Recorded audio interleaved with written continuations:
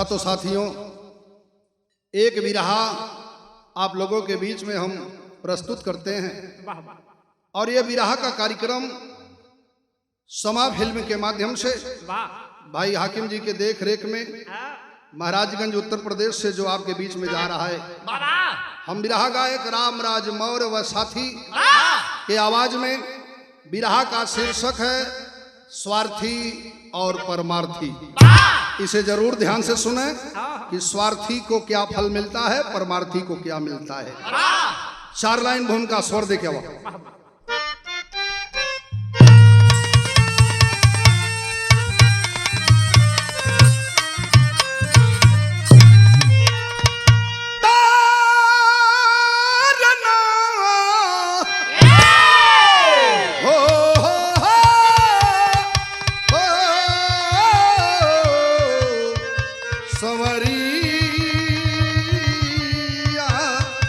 भोले बाबा जोगिया हो राम।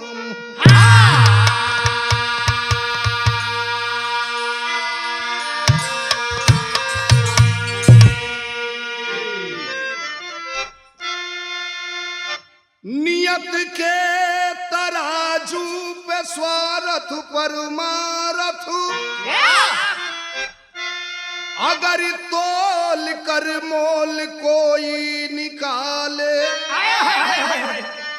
इंसानियत से मिले सीख उसको, जीवन को अनमोल अपने बना ले। जिंदगी मात्र जीने का मकसद नहीं, कर्म ऐसा करे जिसको गाये जहां। कारवा जब उठे गुल बिखर जाएगा, चेतले मन मुसाफिर नहीं कुछ यहाँ।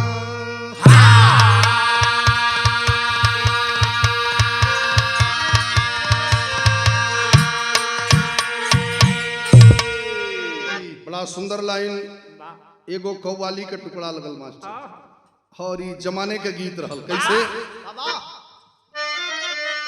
वाह वाह वाह। मिल गए हो, मिल गए हो अगर प्यार के मोड़ पर, मिल गए हो अगर प्यार के मोड़ पर, मिल गए हो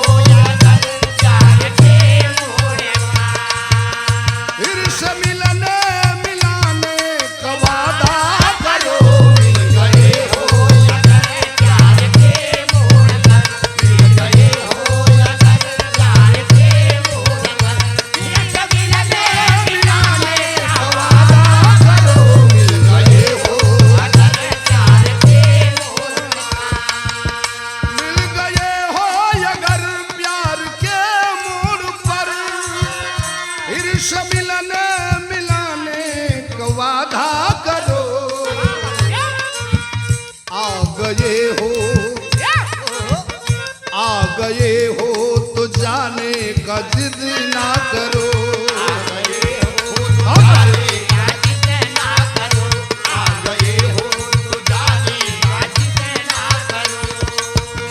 जा रहे हो तो आने का वादा करो, आ गए हो तो जाने का जिद ना करो, आ गए हो तो जाने का जिद ना करो। जा रहे हो तो आने का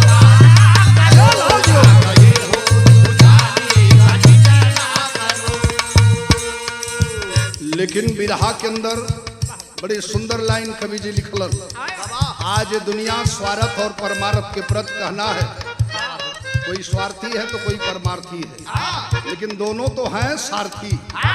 इसलिए कहना है मोह माया के रंग में रंगाया सिया, मोह माया के रंग में रंगाया सिया, मोह माया के रंग में रंगाया सिया।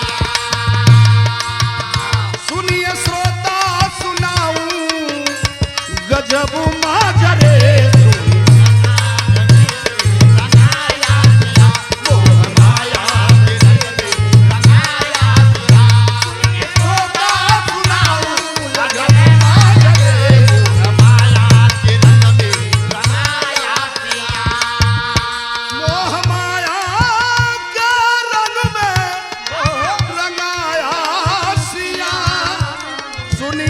रोता सुनाऊं या जब माजरे, दोनों के दो इरादे मगर साथ में, दोनों के दो इरादे मगर साथ में, दोनों के दो इरादे मगर साथ में। सोच जैसी है जिसकी वो वैसा करे, दोनों के दो इरादे मगर साथ में, दोनों के दो इरादे मगर साथ में। देखें स्वार्थी और परमार्थी, आप जरा इस पर गहन विचार करेंगे कि स्वार्थी को क्या फल मिलता है और परमार्थी को क्या, परमार्थी बनने से क्या फल हमें मिलेगा और स्वार्थी बनने से क्या मिलेगा। दो साथी हैं, एक स्वार्थी है एक परमार्थी, और लेकिन मित्रता दोनों में बड़ी प्रगाढ़ थी, बड़ी अटूट दोस्ती थी। एक दिन विचार बना लिए और परमार्थी से कहा स्वार्थी कि यार कहीं ले चलो, कुछ कमाओ धमाओ, इस समय बड़ा हम परेशान हैं। दोनों साथ में चल दिए, लेकिन जब चलते हैं तो हुआ क्या, यहीं से सैर का लाइन बा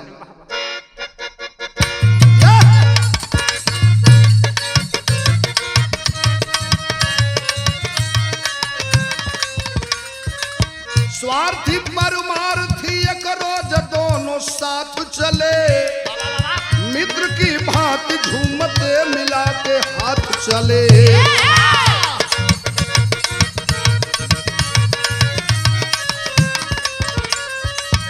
जंगली रास्ता है रात जब नियर आया हो, स्वार्थी परमार्थी से बैन यूं फरमाया हो।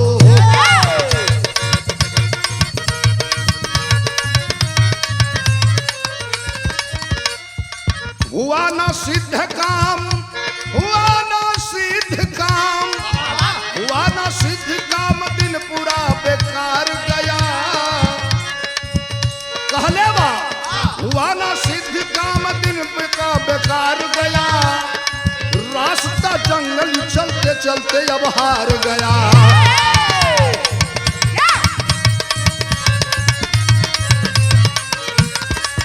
अपनी लाठी कुर्ता दे मुझे फरमाया है, अपनी लाठी कुर्ता तो मुझे फरमाया है।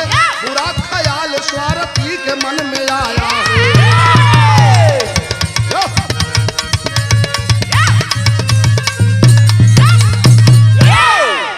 बात पर ध्यान दें, विरहा समझ में आ जाएगी। स्वार्थी और परमार्थी दोनों दोस्त एक दिन घर से कुछ कमाने धमाने के विचार से निकले हैं। जरा गौर कीजिएगा, दोनों साथ में चले, दोनों मित्र हैं। जैसे दो मित्र आपस में मिल करके चलते हैं, चलते चलते जंगली रास्ता आ गया, और जब जंगल के रास्ते चलने लगे तो धीरे धीरे सूरज डूब गया, रात होने लगा, रात का समय हो गया। स्वार्थिया अपने मित्र परमार्थी से कहल, यार पूरा दिन बेकार हो गई, कुछ फायदा नहीं हुआ, कोई काम नहीं सिद्ध हुआ, अब रास्ता जंगली हम चल नहीं पाएंगे। कल तब कल कुछ नहीं, हम वापस जाओ, लेकिन वापस जाओ तो बिना कुछ लेहले नहीं जाओ, हम तोरे साथे अली कोनो फायदा नहीं भइल। इतने में वो जो परमार्थी हाथे में लाठी ले ले, लठिया छोड़ लल, कह लाठी हमें दा, हई कुर्ता निकारा, नाई कुछ सही तो इतने बा लठिया कुर्ता, जबरदस्ती कुर्ता निकलवा लल और लाठी ले लल। तो मना में सोचे लगल कि अगर हम मान ल कुर्ता एकर पहिर के और लाठी लेके घरे जात हई, अयो घूमत घूमत घरे आई तो हल्ला करी कि हमार कुर्ता ले लहन। देखा स्वार्थी के मन में बुरा ख्याल आया और वही लठिया से अपने मित्र परमार्थी का अखिया फोड़ दल, और जब अखिया फोड़लस तो यहाँ एगो गीत लग गई मास्टर। बा कवन गीत है?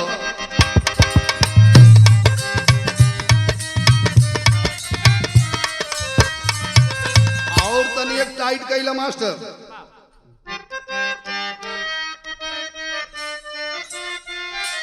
वो है गीत के लाइन बा, एगो मेहरारू अपने मर्देश कहती है, आप लोग रिकॉर्डिंग बहुत सुनाला, कि तोहरा में बसे राजा हमारो परानावा हो,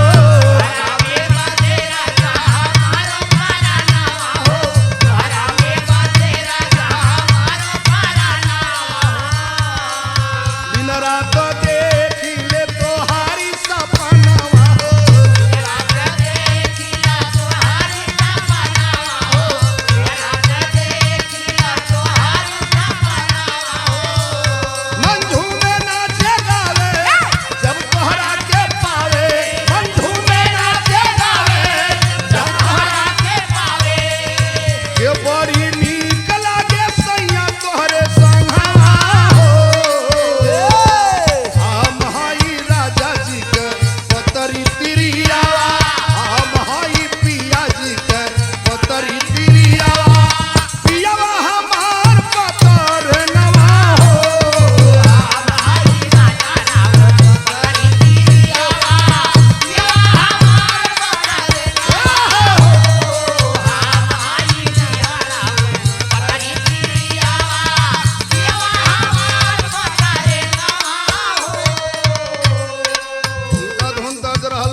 ओरिजिनल भाव पत्नी आई लठिया ले लहल कुर्तवा पहिर लहल लठिया से कैले का लठिया के मार फोरी दी हाल नयनवा हो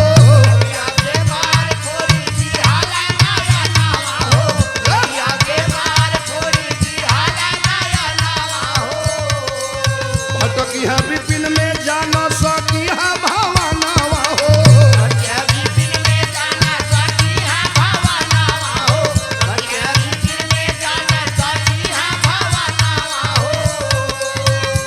भाईचारा भूलावाई लिया रहिया तकाई भाईचारा भूलावाई लिया रहिया तकाई झंखल बेचारे बिया बनावा हो धन्य भगवान जब कोई ना सहारा धन्य भगवान जब कोई ना सहारा होला सहारे गाढ़े दिनवा हो भगवान जब कोई ना सहारा होला सहारा गाढ़े दिनवा हो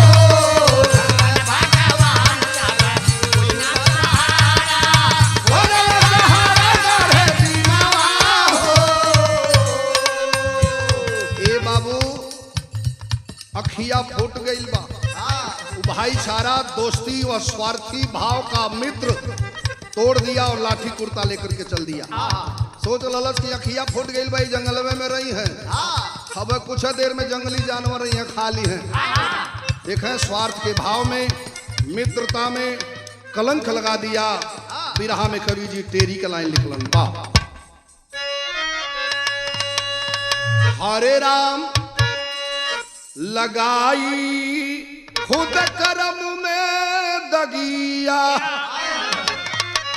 हर मार राम लगाई खुद कर्म में दगिया लोभ के गहन तिमिर में मानवता दफनाई लगाई खुद कर्म में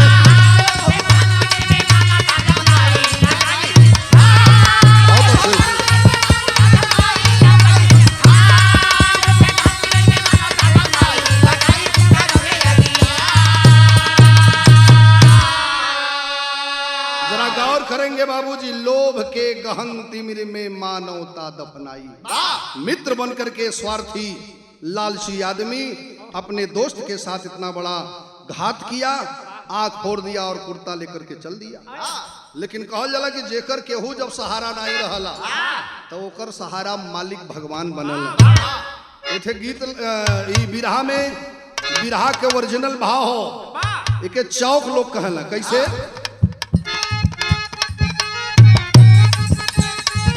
हर रहल पेड़ बरगद के बगले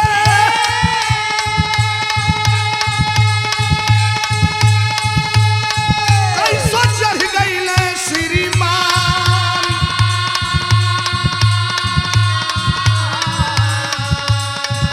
असहाय बा आग फुट गईल बा जाए कहाँ कैसो कैसो ऐसे टोवत टोवत अगवा बढ़ल तेठे बरगदे के पेड़ मिलल बारे वो परमार्थी बेचारा आग फुट गया मित्र को अपना कुर्ता दे दिया लाठी भी दे दिया और बरगदवा के पेड़वा पकड़ के धीरे धीरे ऊपर चढ़ गई और जब ऊपरा चढ़ल तो देखलस को में आँख से लौखत ना बा अनुभव कैल कि 3 ठे डार बा वही डरिया के बिचवा बैठ गई ये नाते कि मान लो जंगल के कोनो जानवर रही है तो निचवा पही है तो खाली है ऊपर रह तो बच जाओ रात को 12 बजा है इतने में एक राक्षस एक राक्षसी दोनों प्राणी वही जंगले में कहीं से अइले और वही पेड़े के नीचे कुछ बतियावत हूँ कहा बतियावत रहला कहीं राक्षसी पति से अपने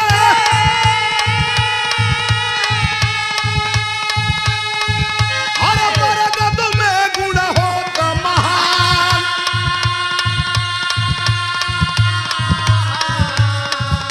राक्षसनिया अपने पति राक्षस से बतियावती बा ई बरगदे का पेड़ है कल हाँ कलश की बरगदे में बड़ा गुण होला कवन गुण होला हर डलले दूधवा आँख में ये करे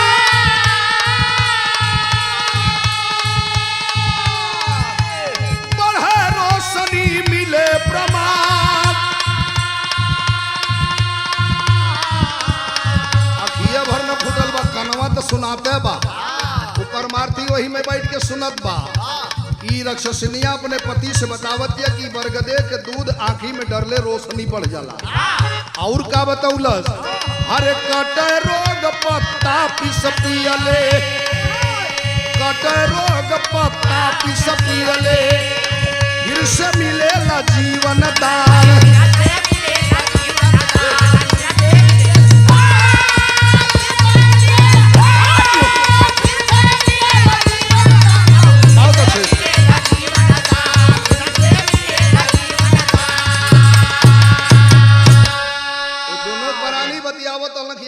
मनई मिलल नहीं कि आहार मिले, लेकिन इतना गुण वो बरगदे के अपने पति राक्षस से बतियावतिया कि एकर दूध आँखी में डार लिहल जा तो फूटल आँख के रोशनी आ जाला।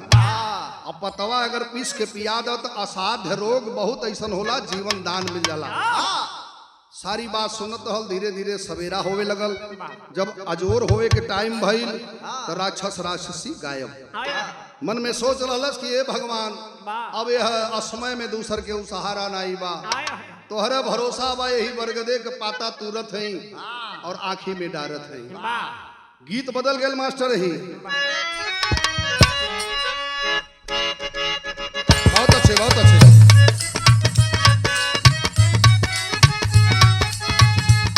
कि गुलाब भाई इन मिजाजी गीत बा। जान मारे ललका लहंगवाए गोरी, जान मारे ललका लहंगवाए गोरी, जान मारे ललका लहंगवाए गोरी। देखा हमरे रामलोचन भाई बजरंगी मोतीलाल है अमरू यादव, हर राम हित के तनी मिजाज बड़ा लालका देखले पर बदला ला। जान मारे ललका लहंगवाए गोरी, जान मारे ललका लहंगवाए गोरी, जान मारे ललका लहंगवाए गोरी। जब न डलावे ई बात चोलिया में अटकल परान, हे रानी तोरे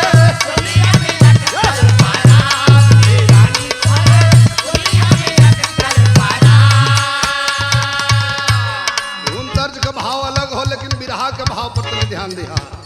असमय में वो बेचारा सोचलत कहलत कि हे भगवान, हरे असमय में तो हरे सहरवाया माली, असमय तो हरे सहरवाया माली, असमय तो हरे सहरवाया माली। हरे लेहली दूध बरगद के डार, तोहर भरोसा करतार करतार हो।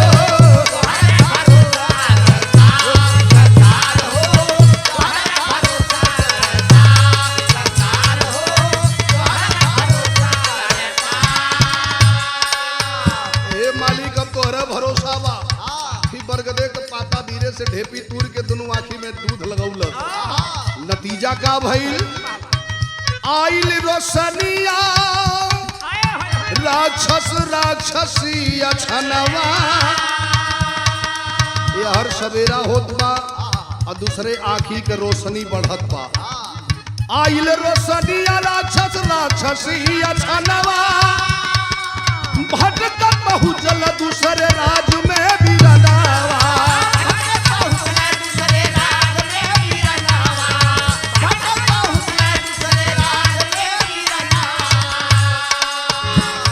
प्रभु के कृपा मालिक बरगदे के दूध लगौलक की आँख रोशनी बढ़ गई।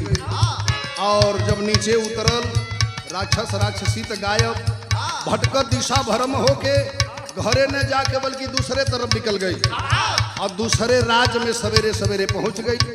और जब दूसरे राज्य में पहुंचल तो वहां के भाव दिहलन कवि जी, अरे रहल भूप जाग बीमार यमाली, रहल भूप जाग बीमार यमाली, रहल भूप जाग बीमार यमाली, रहल भूप जाग बीमार यमाली, अजब रहल होलिहा, तोहरे भरोसा करता करता रहो, तोहरे भरोसा करता करता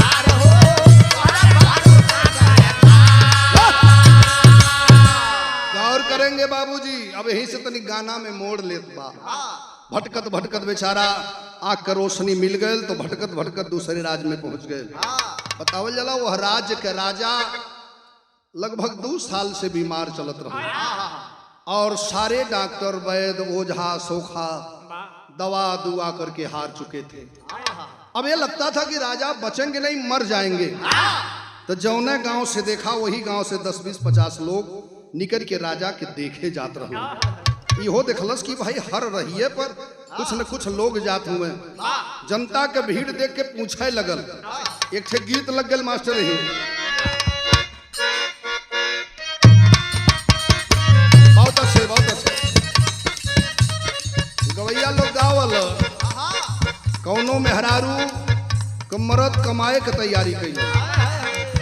मेहरारू कलश की हमार जौन बा अटैची बेग दे दे, अब हम कमाए जाए। कहले कहाँ जाइबा? कहले हर मन कर तो पूर्व ओर चल जाए। कहले वहर तो खतरा बा, अगर वहर जाबा तो सबसे खतरा बा, बंगाल और मत जइहा। कहले तब कहे कि तब चल जाई हम। कहे हर चल जा पछू, कहे वहर रेगिस्तान में का कमाब। कहले तब नेपाल चल जा, कहे वहाँ तो माओवादी परेशान करेला। तो कहलस कुल मिला जुला के तोहार मन बंगाल में जाए के बा, लेकिन वहां जाइबा तो ठीक नहीं बा। कह डूबी मरुबये राजा, डूबी मरुबये राजा, जा बजो पूर्व के देशवा।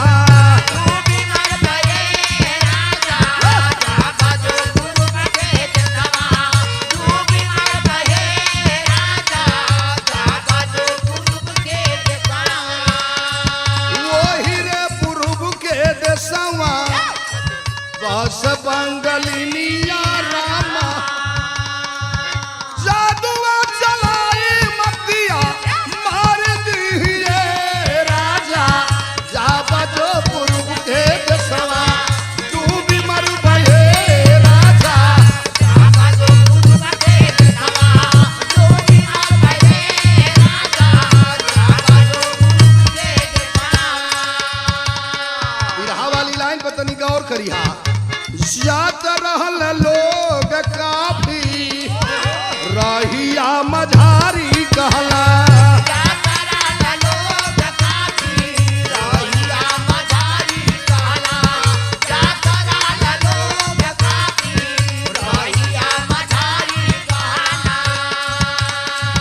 हमहू के लिया चला बनवा उचारी कहला। जात रहल लोग रहिया मझारी कहला।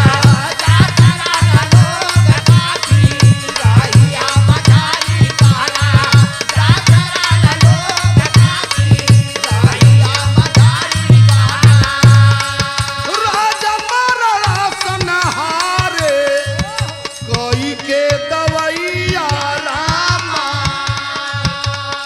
लोग कहला कि राजा के बड़ी दवाई भइल, लेकिन अब लगता कि बचे ना। कलश के भैया ऐसन बात बा तो हमहू के साथे लियोले चला। राजा मरड़ा सनहारे कोई के दवैया रामा। हमहू चलब साथे कहला, राजा के दुआरी कहला। जात रहल लोग काफी रहिया मझारी कहला।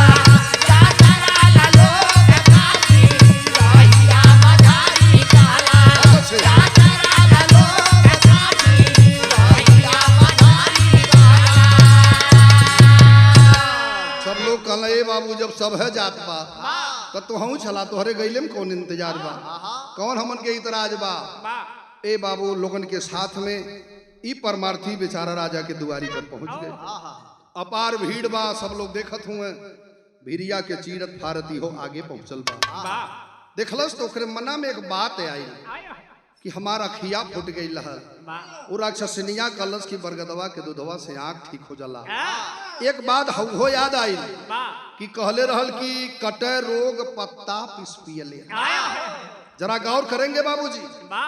मन में बात आयल तो राजा के सामने कलश किए, राजा साहब एक ठे हमार निवेदन बा, सब दवाई कैलस, एक अवसर हमहू के दिहल जा। यही गीत लग गए मास्टर।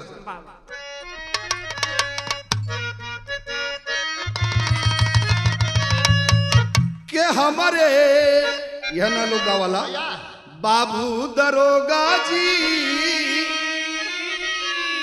हर कवन गुनहिया बनहला पियावा कह राजा बाबू हो के राजा बाबू हो दे अवसर हमहू करबाऊ उपचार राजा बाबू हो दे अवसर हमहू करबाऊ उपचार राजा बाबू हो दे अवसर हमहू करबाऊ उपचार राजा बाबू हो। सब लोग कहला पूछत का बाटा अरे जवन करे के बाद जल्दी करा अरे वही पेड़ के मंगाया पत्ता दिहल पीस पियाई पिया तो राजा उठ के बैठा अरे लोगवा देख हरसाई राजा बाबू हो के राजा बाबू हो ऐसन लीला भगवन पाय तोहार राजा बाबू हो ऐसन लीला भगवन पाय तोहार राजा बाबू हो ऐसन लीला भगवन पाय तोहार राजा बाबू हो। सारे सभा में जहां सन्नाटा था गम सारे लोग हंसने लगे लोगों में खुशी का लहर दौड़ पड़ा वह पतवा मंगाई के वही पेड़वा के पीस के बरगदवा के पतवा पिया दा राजा के होश हो गए शरीरिया में जैसे एनर्जी बढ़ गए कहन कि इतना जैसे ग्लूकोज चढ़ लेना हो राजा साहब उठ के बैठ गए सब लोग बड़ा खुश भइले इतना बड़ा वैद्य इतना बड़ा डॉक्टर ये रहल कहाँ आज अब हिंद तो सब वही खुशी में बा इतने में धीरे धीरे ये पीछे हटत और भीड़ से बाहर गई धीरे से रास्ता पकड़ के भागल शुरू कैले तनी गौर करिहा एक इतना बड़ा परमार्थी जो परोपकार में अपना हाथ बटाया और वहां से भाग कर चलने लगा पहपट के अंदर लिखल गया मास्टर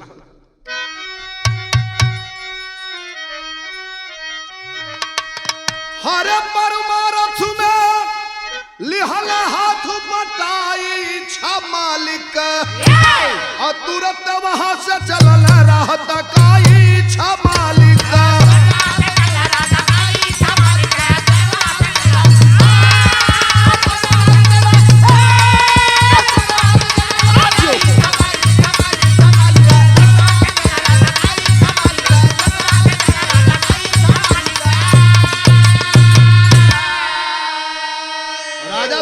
कहाँ गया वो आदमी जो हमको जिंदा किया है हम कब के मर चुके होते लेकिन उसका दवा पाते ही हम जीवित हो गए अरे पीछा किए पुलिस वाले अरे पकड़ी के राजा के ढिगलाए हो काहे कर उपकार भाग रहा बात समझ ना पाए हो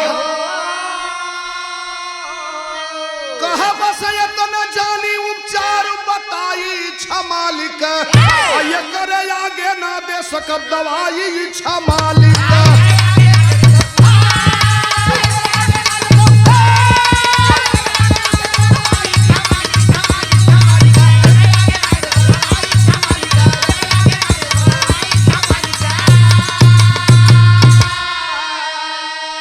राजा का आदेश हुआ उसे पकड़ करके लाओ आखिर क्यों भग रहा है सिपाही दौड़ा कर पकड़ लिए और पकड़ करके राजा के सामने लाए पूछने लगे लोग इतना बड़ा काम तू किया है परोपकार किया है जो बड़े बड़े डॉक्टर लोग नहीं कर सके तू किया है आज राजा फिर से प्राणदान पा गए हैं तू भग क्यों रहा है हाथ जोड़ के कलश की सरकार एकरे आगे हम कोनो दवाई ना जाने ला अगर कल के लिए फिर केहू कुछ कही तो कौन दवाई दे दूसरी बात आपके दरबार में बड़े बड़े डॉक्टर बड़े बड़े वैद्य बैठे हैं कल से ये लोग हमारे ऊपर नफरत करेंगे हमसे नाराज होंगे कि कहां से आके हमन के सम्मान गिरा दलस आल्हा के अंदर लिखल गया मास्टर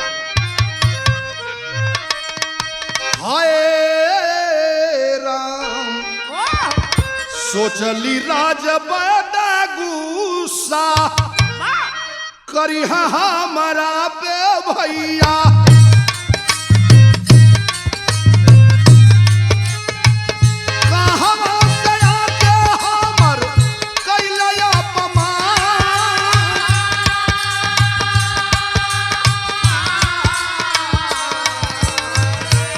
होनी पराई कहला। राजा साहब खुश होके कहला यह कुल से तुम्हें कौन चिंता बा, हमरे दरबार में तोके केहू अल्लीफ से बे नहीं बोल पाई, केहू नाराज काहे के होई। खुश होनी पराई कहला हाँ भबा गडोरवा भैया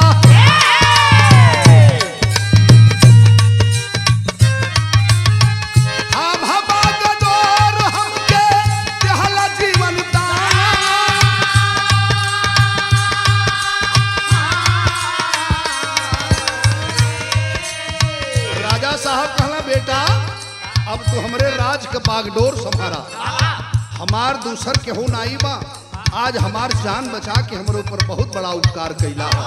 बतावल जाला कि राजा के पास सिर्फ एक बेटी थी, वो बेटी भी नौजवान हो गई थी, शादी करने जोग हो गई थी। राजा उसी परमार्थी से अपनी बेटी का शादी कर देते हैं। लोग कहा करते हैं, ऋषि मुनि भी कहते हैं, बड़े बड़े मनीषी कहते हैं कि स्वार्थ पाई करे सब प्रीति, सुर नर मुनि सब की यह रीति।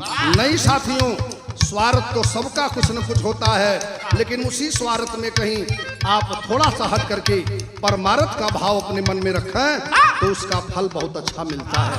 इसलिए कहना है अरे रहलिए वो बेटी तब शादी का ये दिहला भैया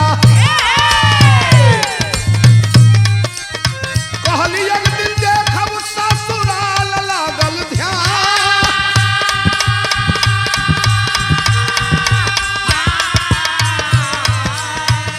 राजा जब शादी कर दिए और बड़े धूमधाम से शादी किए, अपने घर में ही अपनी बेटी को दुल्हन बना करके उस परमार्थी के साथ शादी कर देते।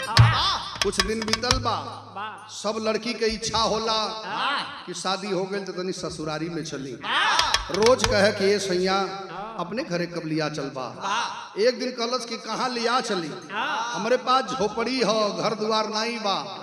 कहलस कि खाली तू पता एड्रेस बता दा, सारा व्यवस्था हम करब, नौकर चाकर से रुपया पैसा धन दौलत भेजवा करके उस परमार्थी का घर द्वार महल बनवा देती है। और 6 महीने के बाद दुल्हन बन करके डोली में और घोड़े पर सवार होकर के वो परमार्थी जब अपने घर को आता है, तरीका और कही जाइए हरे कहा कैसे दिखाई आपन टूटही मड़ैया अचल लिया छोड़ मन का गला।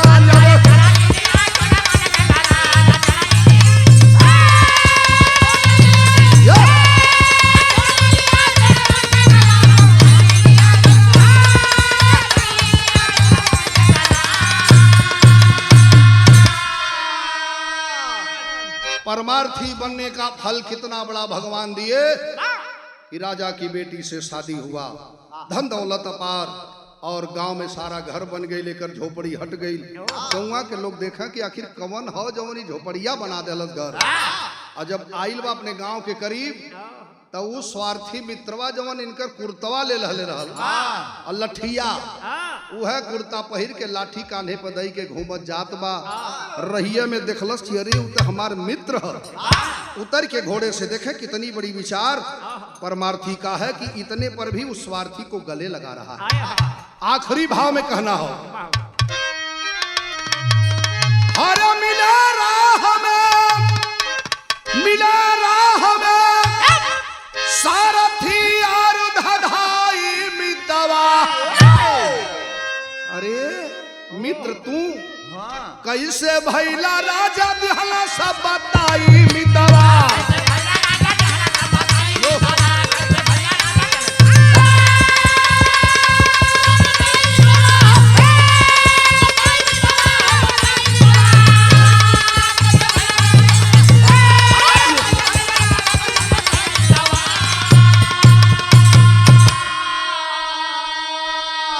डोली पीछे बन खड़ी बा और अपने मित्र से मिल रहा है।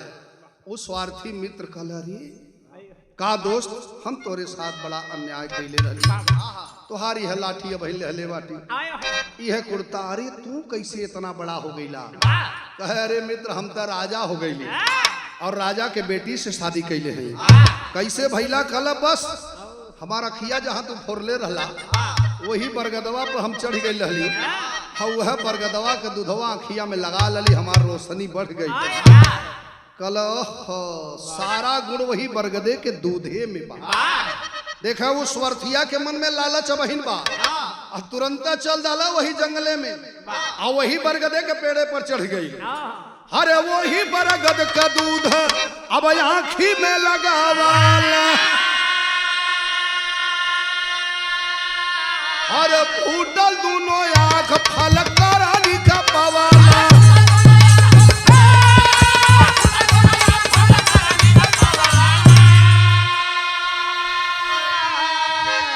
स्वार्थी आदमी कभी भी सफल नहीं हो सकता है। ये तो सोचला हमहू बरगदवा के दूधवा लगाई तो राजा बन जा, और नतीजा का भइल दोनों आँख फूट गई। वही बरगदे के नीचे ढिमलाइल बाटे, कहीं लौकत नाई बा। रात का 12 बजल बा, हर किया निशाचर आहार रात में आई मितवा, कैसे भइला राजा बिहला सब बताई मितवा।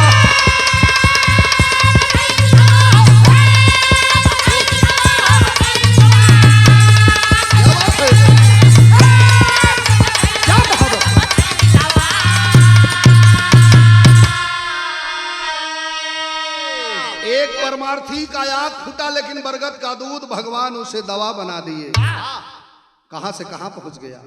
फिर स्वार्थी ठीक ठाक अखिया में दूधवा लगा ललत, अखिया फूट गई। वो रक्षसवा रक्षसनिया रोज 12 बजे राती के आवा संजोग से मिल गई। स्वार्थी जी के जब पौले कुर्राती हवन निचोई निचो। यह नाते साथियों हमेशा सोचना चाहिए, परमार्थी बनना चाहिए, क्योंकि कहा गया है साथियों कि परमारथ के कारण साधुन धरा शरीर, वृक्ष न कबहू फल भखै और नदी न संचय नीर। परमारथ के कारण साधुन धरा शरीर। जैसे पेड़ से शिक्षा लेना चाहिए, अपने फल को नहीं खाता है, दूसरे के लिए फरता है। नदी दूसरे के लिए पानी देती है। तो हमेशा इस जीवन को समर्पित कर देना चाहिए पर सेवा में। कहीं भी किसी गरीब दुखी का अगर कहीं कोई कष्ट है उसका मदद कर देना चाहिए, उसका फल ईश्वर देता है। गुरुपतु जय मंगल कवि राम धार पति राम,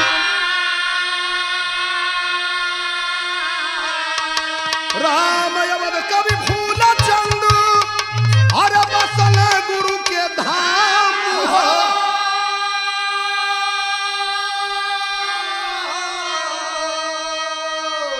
अरे लगाई खुद करम में दगी,